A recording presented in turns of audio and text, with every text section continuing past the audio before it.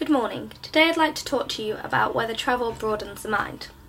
It goes without saying that any trip you take will show you something different, whether that's a landscape, the food, the culture. The act of travelling is genuinely an enriching experience, and today I'd like to talk to you about 4 of my travelling experiences, some more exciting than others, but all experiences that have shaped the way that I see the world. The first experience that I'd like to talk to you about seems a bit of a funny one, as I'd like to talk to you about my most recent trip to Ibiza. However, I stayed away from the party scene, and I stayed in a small town on the outskirts, where I managed to explore the town a little bit, but also I got to take a look at the landscape. A landscape which is rich in history. And one thing that I discovered while I was in Ibiza is that Ibiza is one of the most richly diverse ecological islands in Europe and the Mediterranean Sea, and UNESCO have actually preserved it as one of their heritage sites. It seems a shame that so many young people travel there year on year and don't get to experience the beauty that Ibiza has to offer.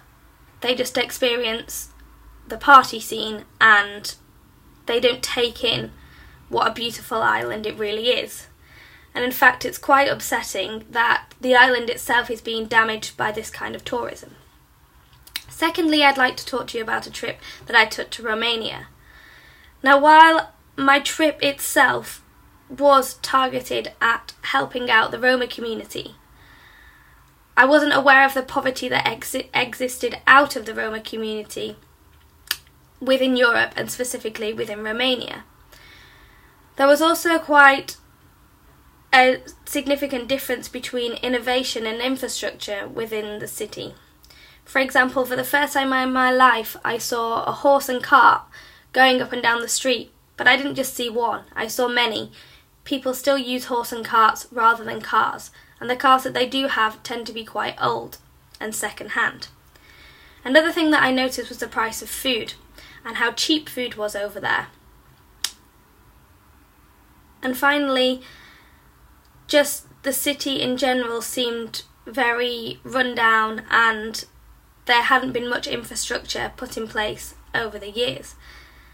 I wasn't aware of the kind of poverty that existed in Europe and specifically so close to home. I didn't realise that within Europe there were some countries which were verging on third world countries.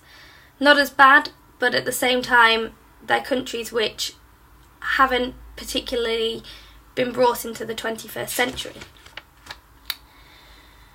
Now moving on to some more exotic trips outside of Europe, the first being my trip to the Philippines. I'd previously been to Mexico the year before, and I was shocked to see how similar the two countries were. I was quite young and I didn't really know about any other colonisations apart from British colonisations and the Commonwealth. But actually on this trip I discovered what a strong Spanish influence there was on the Philippines. Specifically when the Pope died, I wasn't aware that the country was Catholic. I'd been to other countries within Asia and I knew that there were Buddhist communities and Muslim communities, but I didn't realise that there was Catholic communities in Southeast Asia. And it really opened my mind to see how similar a country in Southeast Asia could be to a country within Europe. The final example I would like to give is of a trip to Kenya. While I was able to go on safari, during my safari trip I also visited a Maasai tribe. It was heartwarming to see how people were so happy having so little, and how hospitable and kind they were, and their generosity was something that I'd never experienced before. While I was aware of the poverty in Kenya, I also realised that in general a lot of the tribes and a lot of the way that people live is very similar, and that they learn to live without very much, but they're still happy and they feel enriched by life.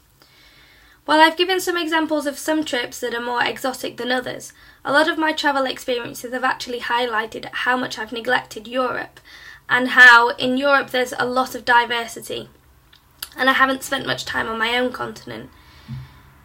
As I've grown older and in the past year or so, I've decided to travel a little bit more in Europe and see what Europe has to offer.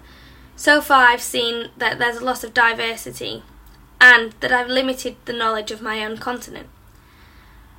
In conclusion, I'd like to say that whatever the size of your budget, if you travel with an intention to see something new, then you're always going to be surprised. And you'll continue to learn from all the experience that you've had. Thank you.